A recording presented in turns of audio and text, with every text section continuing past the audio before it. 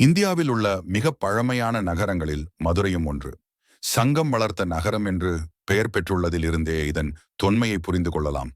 பண்டைய காலத்தில் மதுரையை பாண்டியர்களும் சோழர்களும் களப்பிரர்களும் நாயக்கர்களும் ஆட்சி செய்தனர். இதன் விளைவாக பண்பாட்டு கலப்பு நிகழ்ந்தது, வணிகம் செழித்தது.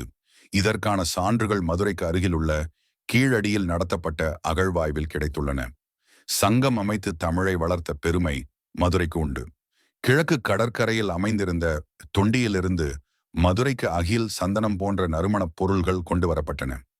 பண்டைய இஸ்ரேல் அரசர் சாலமன் முத்துக்களை உவரி என்னுமிடத்திலிருந்து இறக்குமதி செய்தார். பாண்டியர் துறைமுகமான கொற்கைக்கு அருகில் உவரி உள்ளது. மதுரையில் நாளங்காடி, அல்லங்காடி என்ற 2 வகை அங்காடிகள் இருந்தன. நாளங்காடி என்பது பகல் பொழுதிலான சந்தையாகும். அல்லங்காடி என்பது இரவு நேரத்து சந்தையாகும். இரவு பகல் வேறுபாடு இல்லாமல் உயிர்ப்புள்ள நகரமாக மதுரை விளங்கியதால் தூங்கா நகரம் என்று அழைக்கப்பட்டது.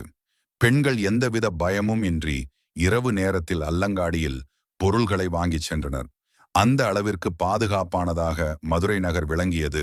ரோமானிய நாணயங்கள் தயாரிக்கும் தொழிற்சாலை மதுரையில் இருந்துள்ளது.